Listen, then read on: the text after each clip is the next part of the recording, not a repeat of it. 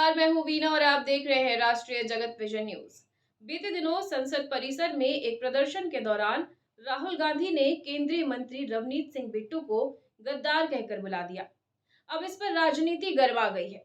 राष्ट्रीय जगत vision news ने राज्यसभा सांसद नरेश बंसल से खास बातचीत की। क्या कहा, देखिए। हमारे साथ खास बातचीत करने के लिए राज्यसभा सांसद नरेश बंसल जी हैं। सर, जिस तरीके से कल रवनीत सिंह बिट्टू पे जिस तरीके से नेता विपक्ष ने जो बात कही है, गद्दार जिस तरीके से कहा है, इसमें कहीं ना कहीं साफ तौर पे नाराजगी जो है सिख समुदाय में काफी ज्यादा देखने को मिल रही है। किस तरीके से आप देखते राहुल गांधी जी हमेशा अहंकार में रहते हैं और उस अहंकार के कारण से इस प्रकार की घटनाएं होती हैं।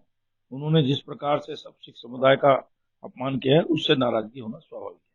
लेकिन विपक्ष की तरफ से ये बार बार ये कहा जाता है कि राहुल गांधी को सदन में बोलने नहीं दिया जाता है। जब वो मुद्दा उठाते हैं तो सत्ताधारी पक्ष जो है वो कहीं ना कहीं भागते हुए नजर आते हैं, उनको दबाने की कोशिश की जाती है। किस तरीके से ये बिल्कुल गलत है। 4 दिन तक उन्होंने लोकसभा को बंधक बना रखा है।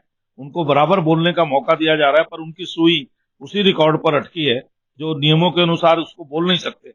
वो उसको छोड़ करके आगे बढ़े ना, बोले अपना विषय, लेकिन उनको बोलना ही नहीं है। उनको केवल डिस्टर्ब करना है, कार्रवाई को बाधित करना है। तो कांग्रेस इस समय निचले स्तर की राजनीति कर रही है। तो सर, अब आगे की क्या कुछ रणनीति, क्योंकि सदन में आज प्रधानमंत्री कल भी बोलने वाले थे, लेकिन जिस तरीके से रणनीतियां तैयार की गई, उनको बोलने नहीं दिया गया। किस तरीके की बातचीत है अंदर खेमे, किस तरीके से बातचीत है? चलिए आगे आगे देखिए होता है क्या।